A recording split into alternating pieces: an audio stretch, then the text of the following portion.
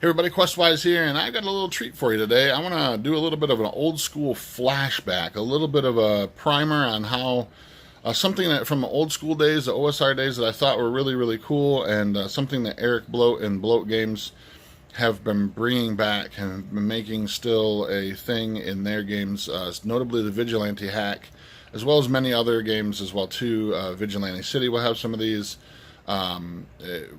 Well, also things like Survive This Zombies and Dark Places and Demigorgons. But one of the things I always thought was kind of a cool, unique thing to the OSR, you don't see very much of this at all anymore.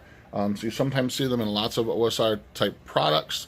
But something that maybe you've never seen this before, and it might be completely new to you if you're more of a new school sort of gamer and play things like Pathfinder or D&D 5th edition, or some of the stuff that's a little bit has a little bit of a newer connotation to the rules, a newer approach to the rules. If you don't know what Vigilante Hack is, I'll put a link down below where you can find out about this on Drive-Thru RPG. The Vigilante Hack is a game that is based on street-level superheroes. It is based off the Black Hack by David Black, and is produced by Bloat Games, like as I said before.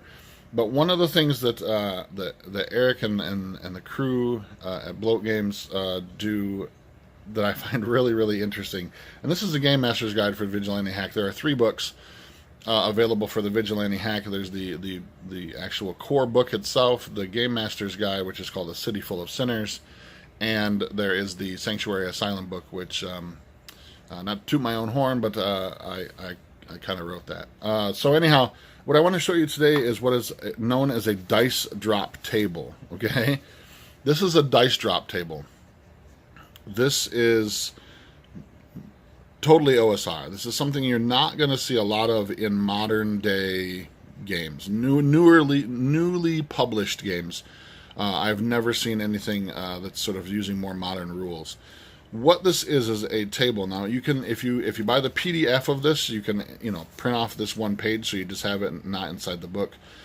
Today I'm going to use the book just to kind of show you how this works. But for what this is, we're designing a neighborhood to play your vigilante games in. Okay, so what we're going to emulate here is the creation of a neighborhood, a small part of a neighborhood.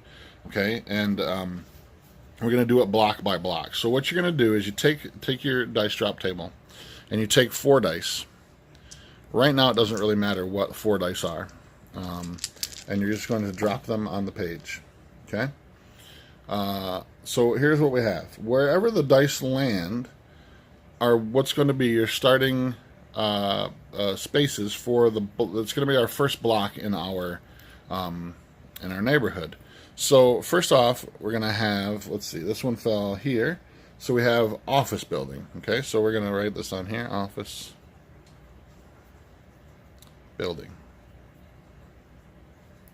Okay, the next one's up here. Let's start down here.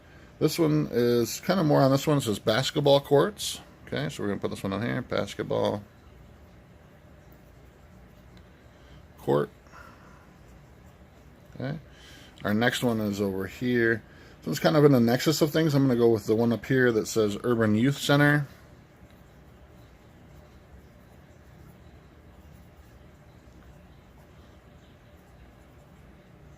Center. Spell it.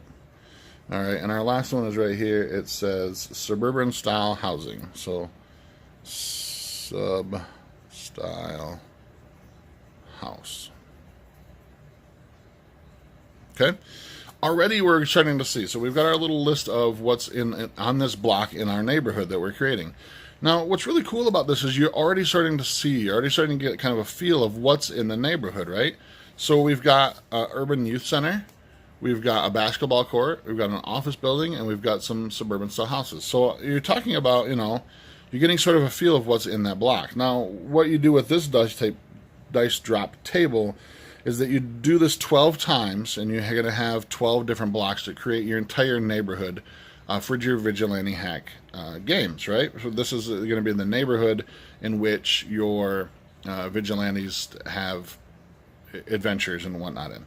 So this lays out exactly what's in these kind of things. And you can always kind of do this there. You don't have to do it as a dice drop table. You can always roll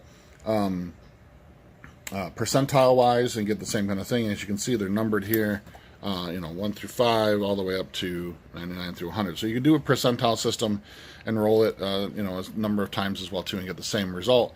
But it's so much more fun to just, and unique to sort of do this dice drop thing, right? And you get cool, random random takes on what you're drawing. What's the word I'm looking for? I'm completely drawing a blank here. Random results. That's the word I'm looking for. You get random results on the things that you drop on this table.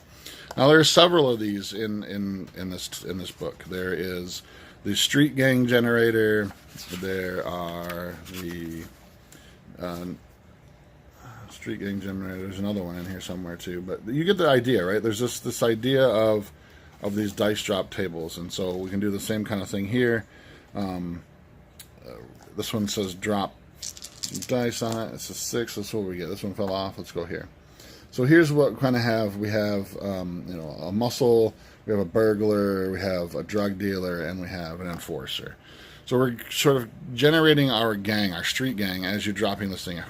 What members of the street gang are part of the gang itself as well too, and different colors of the gangs and stuff as well. But I just wanted a quick video on how dice drop tables work, and maybe you've never seen a dice drop table before. These can also, the reason I kind of bring this up is because these can be used for anything. You can do this for 5th edition D&D. You can use it.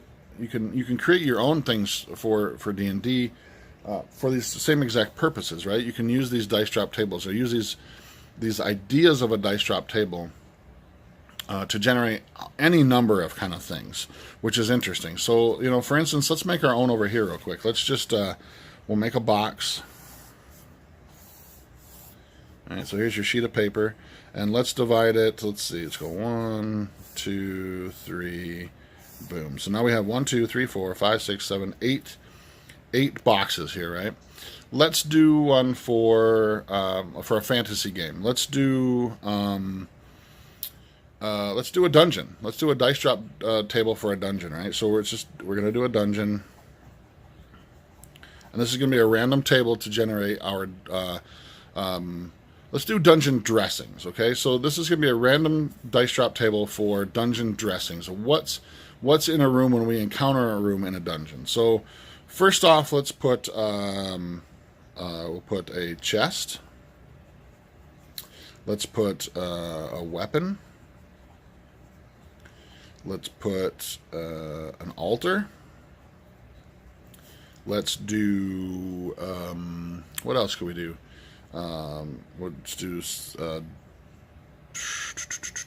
Let's do tapestry.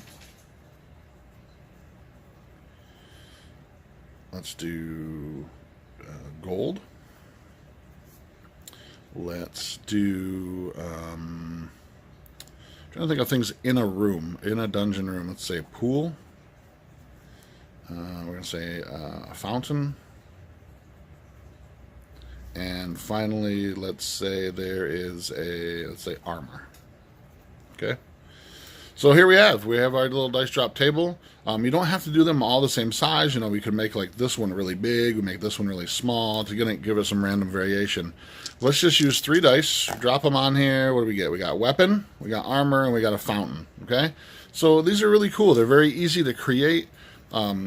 You scratch a piece of scratch paper and or graph paper or something, and just kind of make them up. And as you can see in here, this one's very symmetrical, right? There's lots of different things. They're all very symmetrical in the way that they're laid out. But then if you go to this one, you can see that they're not.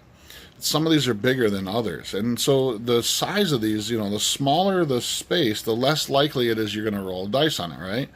So we want a smaller burglar is a smaller hole, but, gang leader is a huge, big one.